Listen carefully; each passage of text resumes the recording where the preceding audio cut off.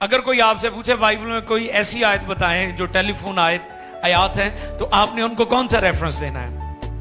यिर्मयाह 33वां बाब 2 और 3 आयत। आयत देखिए, टेलीफोन वर्सेस जो है। खुदावन जो पूरा करता, खुदावन जो पूरा करता, पूरा करता, और नहीं किसी को पूरा होना ताड़ा मामला, खुदावन ने पूरा करना है। खुदावन जो पूरा करता, पूरा करता और बनाता, और बनाता, कायम करता है, और कायम करता है, कायम करता है, जिसका नाम यहोवा है, जिसका नाम यहोवा है।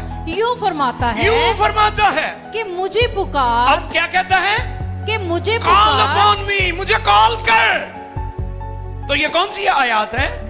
ये टेलीफोन वर्सेस हैं। खुद खुदा कह रहे हैं कॉल अपॉन मी, मुझे पुकार, और मैं तुझे जवाब, और मैं तुझे जवाब दूंगा, और बड़ी बड़ी, और बड़ी बड़ी, और गहरी बातें, और गहरी बातें, जिनको तू नहीं जानता, जिनको तू नहीं जानता, तुझ पर जाहिर करूंगा, तुझ पर जाहिर करूंगा।